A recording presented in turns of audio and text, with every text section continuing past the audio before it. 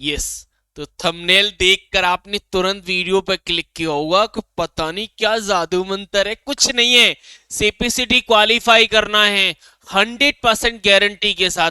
तो मेरी कुछ बातें आप फॉलो कर लीजिए और मैं गारंटी देता हूं कि आपका सीपीसीटी तो छोड़ो, आप इन बातों को फॉलो करते हुए जिस भी एग्जाम में बैठोगे आप उसे क्वालिफाई कर ही जाओगे। अब बातें कौन सी हैं वो बहुत जरूरी हैं। आज कोई मैं लेक्चर नहीं लेने वाला हूं, थोड़ा प्रवचन आप समझ सकते हैं, बट जरूरी है। यानी एक बार में सीपीसीटी क्वालिफाई करना है तो मेरी कुछ बातें मान लीजिए, कुछ ज्यादा नहीं मानिए, कुछ ही मानिए। अब वो कौन सी हैं? सबसे पहला पॉइंट और सबसे जरूरी कि आप अपना एक गुरु बनाओ। यानी आप किसी को फॉलो करो, किसी को भी करो। भाई कोई यूट्यूब पर पढ़ा रहा है उसे करो, आप कोई किसी बुक को फॉलो करते हैं उसे करो, आप प्रीवियस पेपर को कर रहे उसको कर लो, किसी की टेस्ट सीरीज को कर रहे, मतलब किसी को तो फॉलो करना पड़ेगा। बट आपको सही चॉइस कैसे करनी है वो पता होना जरूरी है। क्यों? क्योंकि जिसे फॉलो कर रहे हैं उसका इतिहास क्या है वो भी जानना जरूरी है कि भाई हम जिसको बना रहे हैं वो सही रास्ता दिखाता है या वैसे जो भी हो। अब कुछ लोग कहते हैं कि सर सीपीसीटी अगर क्वालिफाई करना है तो सबसे बेस्ट ऑप्शन कौन है? सर सीपीसीटी गुरु हैं। क्यों, कैसे? तो मैं अक्सर हमेशा एग्जांपल देता हूं कि आपको मुझे गुरु क्यों बनाना चाहिए, क्या रीजन है कि भाई मैं सीपीसीटी में सबसे टॉप पर हूं। मैं अक्सर जब भी कॉम्पिटिटिव एग्जाम की बात करता हूं तो तीन बातों का एग्जाम्पल देता हूं। यानी किसी भी इंस्टीट्यूट हो गया, किसी टीचर हो गया, कोई बुक हो गई, उसको अगर आप किसी कॉम्पिटिटिव एग्जाम के लिए चुन रहे हो तो तीन पैरामीटर है मेरी नजर में। सबसे पहला रिजल्ट, यानी जिसे आपने चुना है उसका रिजल्ट कैसा है। और रिजल्ट के माने में आप मुझे जानते हैं कि सबसे टॉप पूरे एमपी में जितने स्टूडेंट कोई दूसरा पढ़ाने की सोच रहा होगा कि शायद मैं इतने पढ़ा दूं, भाई पूरे साल भर में पढ़ाते होंगे, मैं उसने स्टूडेंट क्वालिफाई करा देता हूं एक सेशन में। अगर आपको बिलीव नहीं है ना तो जनवरी 2026 में खुद देख लीजिएगा, नहीं बिलीव है तो अभी हाल ही में हुआ था उसमें चेक कर लीजिए।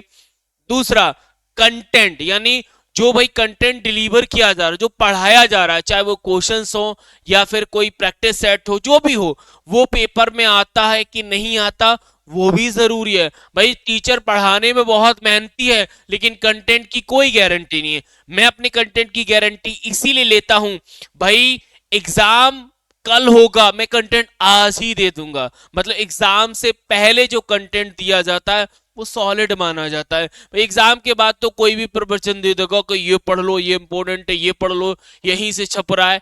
भाई छप तो पहले ही चुका है, समझ रहे हो? तो कंटेंट की मैं इस बात से गारंटी रखता हूं कि मैं आज दूंगा कल पेपर में आएगा, इससे ज्यादा प्रमाण मैं दे नहीं सकता।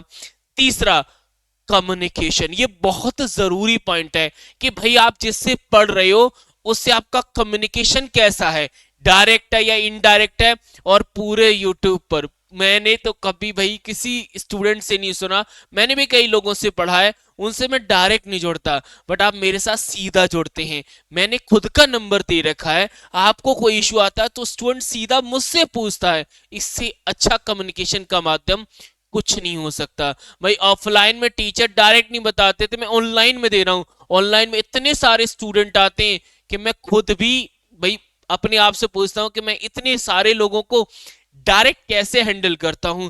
चाहे तो उनके मैसेज हो, चाहे उनके कॉल्स हो, चाहे उनके जवाब जैसे भी हो, भाई मैं पर्सनल लेवल पे देने का प्रयास करता हूं।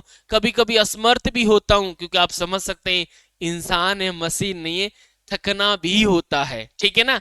तो इसीलिए सबसे बेस्ट ऑप्शन यानी गुरु के तौर पर मुझे, और ये मेरा नाम शैलेंद्र सिंह है लेकिन सीपीसीटी गुरु से आज मुझे लोग जानते हैं।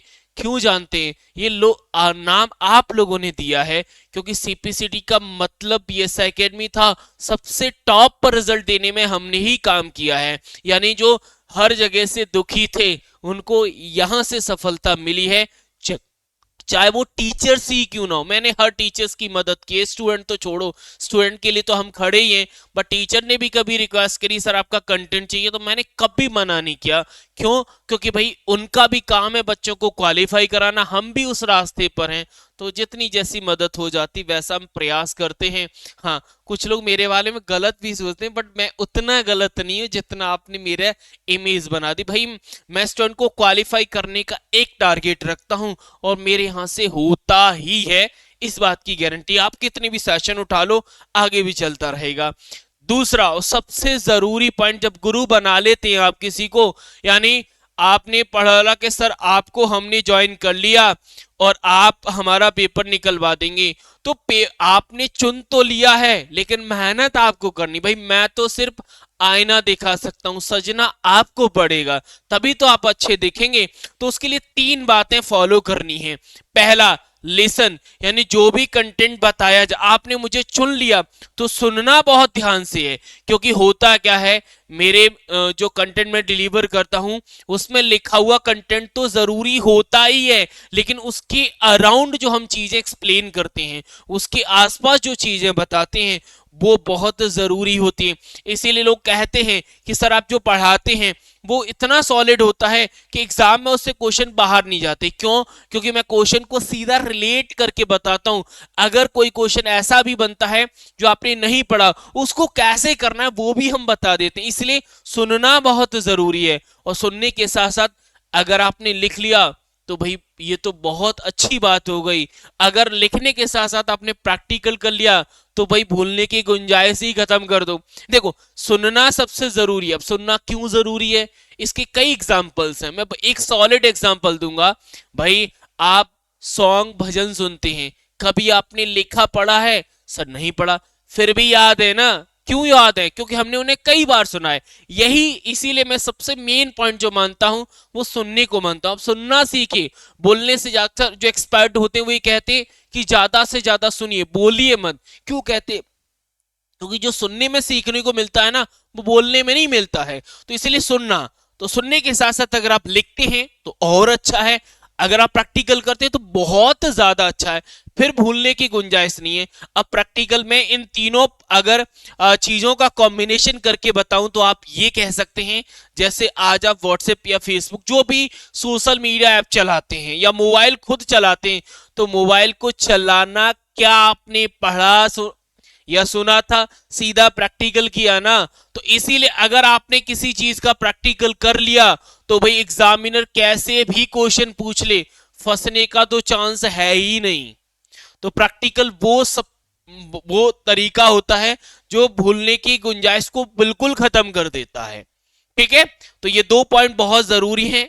अब आता है तीसरा, यानी अगर आप इन दोनों पर काम कर रहे हैं तो थोड़ा सा अपने आप को निखारने की जरूरत होती है, और निखारने के लिए प्रैक्टिस बहुत मेन मानी जाती है। और प्रैक्टिस में मैं हमेशा कहता हूं कि आप उन टॉपिक्स और कंसेप्ट पे काम करिए, यानी उन टॉपिक और कंसेप्ट की प्रैक्टिस करिए जो पेपर में आते हैं। सिलेबस में है वो नहीं, पेपर में कौन सा ट्रेंडिंग है। जैसे सिलेबस में एमएस वर्ड है, लेकिन अगर हाल ही में पेपर देखा जाए नवंबर 2025 का, तो उसमें एमएस वर्ड बहुत निगलेक्ट था, कम था, और आप एमएस वर्ड में लगे हुए हो। तो ऐसा नहीं कि एमएस वर्ड में लगना गलत है, बट ट्रेंड क्या है? ट्रेंड एक्सेल का है, तो एक्सेल में लगना जरूरी है। तो इसलिए प्रैक्टिस करनी है, लेकिन करनी कहां से और कौन सी है वो ज्यादा जरूरी। तो इसलिए उन टॉपिक्स और कंसेप्ट पर प्रैक्टिस करिए जो ट्रेंड है। अगर आप ट्रेंड को फॉलो करेंगे तो बहुत जरूरी। जैसे आप जानते हैं आज जितने भी कॉम्पिटिटिव एग्जाम हो रहे हैं उनमें हमारे पास जो जीएस है ना, उसका कोई लेवल डिफाइन नहीं है। कहीं से कुछ भी पूछ लिया, फिर फिल्मी दुनिया से जीएस पूछ रहे हैं। भाई फिल्मी दुनिया का क्या दायित्व बनता है यार जीएस में। तो ऐसे ही ट्रेंड को पकड़ना बहुत जरूरी रह गया है। तो ये 3 पॉइंट हो गए। अब आता है चौथा, यानी अपने आप को आपने प्रैक्टिस बहुत करा ली, तो भाई हम पढ़ते रहे पढ़ते रहे पढ़ते रहे। पढ़ाई के साथ साथ अपने आप को टेस्ट करना भी जरूरी है, क्योंकि टेस्ट नहीं करोगे तो पता ही नहीं चलेगा कि हम जिस कंटेंट के साथ जा रहे हैं, जिन एसेसरीज के जा रहे हैं, हम युद्ध को जीत भी पाएंगे या नहीं पाएंगे। भाई हमने अपनी बंदूकें तोपे सब ले ली, चलेंगी कि नहीं चलेंगी ये कैसे पता चलेगा? तो उसके लिए आपको टेक्स्ट सीरीज लगानी पड़ेगी। और टेक्स्ट सीरीज अक्सर लगाने के दो तरीके हैं। पहला, किसी भी, जैसे आप हमारी टेस्ट सीरीज लगा सकते हैं, या किसी भी टीचर को जिसको आपने गुरु बनाया है उसकी टेस्ट सीरीज से खुद को टेस्ट कर सकते हैं कि एग्जाम में आप जब इस कंटेंट के साथ बैठोगे तो कितना स्कोर आएगा आपका, तो वो ऑनलाइन टेस्ट बता सकते हैं। आपको लग रहा है कि सर हमने किसी की टेस्ट सीरीज नहीं ली, किसी को फॉलो नहीं किया, तो भाई आप प्रीवियस पेपर को फॉलो कर सकते हैं, क्योंकि इससे बेस्ट कुछ नहीं है। लेकिन प्रीवियस पेपर जब स्टूडेंट लगाते हैं तो एक गलती कर देते हैं, एक, जो मैं अक्सर कहता हूं।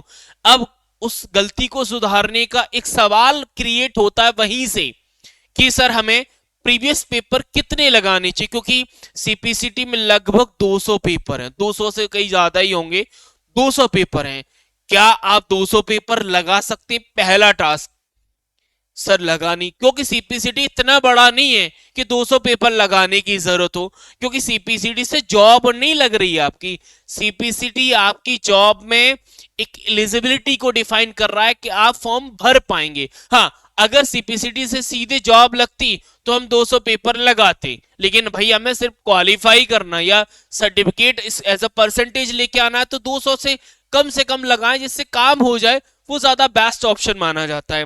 कितने लगाने चाहिए? तो भाई अगर आप देख रहे हो तो ये वीडियो आप 2026 में मेरा देख रहे हैं, यानी ज्यादा मन करे तो 2026 से बैक में जो पेपर हुए हैं, जैसे अगर आप जनवरी एग्जाम के लिए वीडियो देख रहे हैं तो जनवरी से पहले नवंबर 2025 का पेपर हुआ, उसे लगाओ। अगर आपने वो लगा लिया है तो सितंबर 2025 लगा लो, वो लगा लिया है तो जुलाई लगा लो।